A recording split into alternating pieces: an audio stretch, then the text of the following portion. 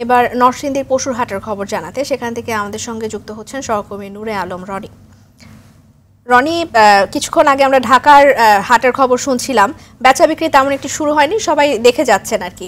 তো আপনি নরসিংদীর খবর একটু জানাবেন, সেখানে কি অবস্থা? জি রেদনা, আপনাকে ধন্যবাদ। আপনি যেমনটা জানেন যে কুরবানি ঈদকে ঘিরে যে পশুর হাটগুলোতে কিন্তু ব্যস্ত সময় পার করছে ক্রেতা বিক্রেতারা। তো রেদনা, আমি এই মুহূর্তে রয়েছি নরসিংদীর যে ঐতিহ্যবাহী তালতলির গরুর হাটটিতে। এই গরুর হাটটি আজ এই প্রথম হাট শুরু হয়েছে। এখানে কিন্তু এখনো পর্যন্ত যে ক্রেতাদের সমাগম এখনো শুরু হয়নি। সকাল থেকে প্রান্তিক কৃষকরা এখানে তাদের গরু নিয়ে আসতে শুরু করেছে। এখন দুপুর নাগাদ অল্প সংখ্যক গরু এই হাটটিতে এসেছে।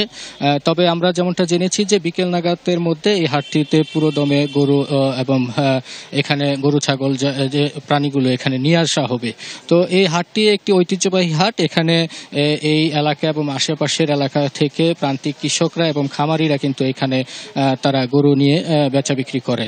তো আমরা এখন পর্যন্ত এই হাটটিতে ঘুরে যেমনটা দেখেছি যে এই হাটটিতে মাঝারি এবং ছোট সাইজের গরুগুলো বেশি উঠেছে। এখানে যে ক্রেতারা এসেছে তারা যেমনটা জানাচ্ছেন যে এখনো পর্যন্ত গরুর দাম অনেকটাই বেশি রাখা হচ্ছে।